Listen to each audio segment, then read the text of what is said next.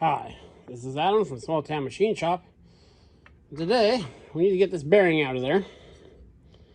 Now, there are a couple of different ways to do this, and I'll probably show you two of them. This one, there's actually, as you can see, there's a lip down in there. So I can get my adjustable bearing puller out.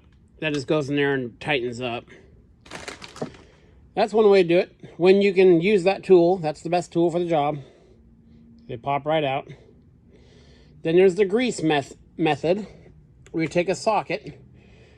Sometimes you wrap it with like one wrap of electrical tape. Make sure it's a very tight fit in here. And then what you do is you pack a bunch of bearing grease in there. And you cover it into the socket, of course. And you put the socket in there and you hit it with a hammer. And it'll push down the grease out and up. And that works pretty good. Another way I've done in the years, especially because this is aluminum casting, is I will heat the back side of here, just this, to expand it out. And then just with some light taps, sometimes that bearing will fall right out. Now if it's extremely stuck, and this is I've done it before, nothing really bad about it, I just don't prefer to do it this way. Is you take your measurements here, you actually drill 2 holes in the back here, really small, like 1/16 or 1/8 of an inch. Then you can get a punch behind each side of the bearing and walk it out. And that's not going to affect the structural integrity of this. It's a very small motor, so that'll be perfectly fine. And that's a good way to do it.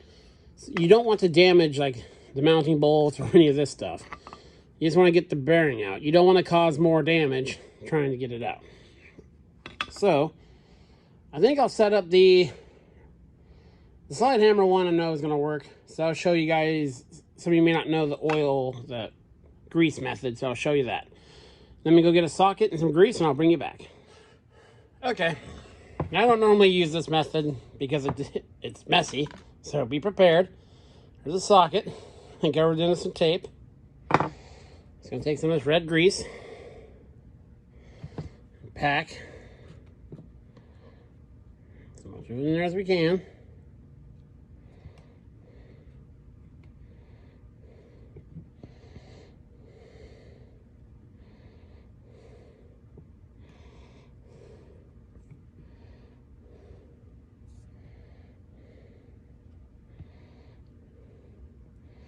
The first couple times you push the socket in there, it's really just filling in more the voids there.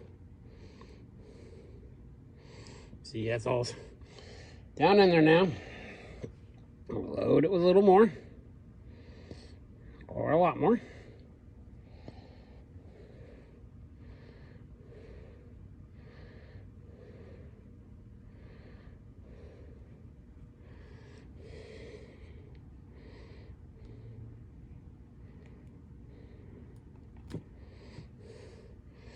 Okay, now it's close. I'm going to show you why you have to hit it quick and hard here. As you see, it's pushing grease out of the bearing now. So you know the sides are full.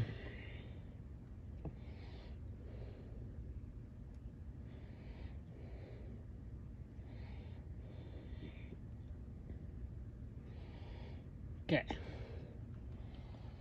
Now we've got that loaded.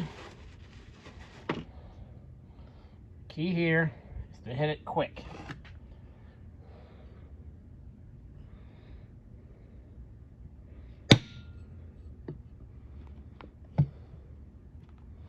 There we go. See? We have popped it out of the hole. Let me get a screwdriver. Try not to get everything epically covered in red bearing grease.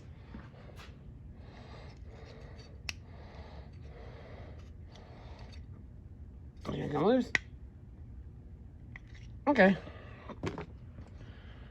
Well, that's halfway out. So we'll just put a little more grease in there. You see, when you hit it quick, it doesn't shoot the grease through the bearing. Now, This works best, of course, with sealed or shielded bearings. They're open bearings. Obviously, the grease is going to really want to come out the between the bearings. Okay, same thing. Line it up. Pull there, and it's wiggling in there now. Even more up. And it's wiggling.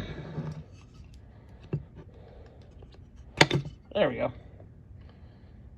That is all there is to it. Here's the downside of this method. Now we got bearing grease all over everything. So that's the way to get them out like that. Again, if you can get a puller, use a puller. If you can't get it out with the bearing grease, drill the 2 holes in the back. It'll be fine. Just drill them small.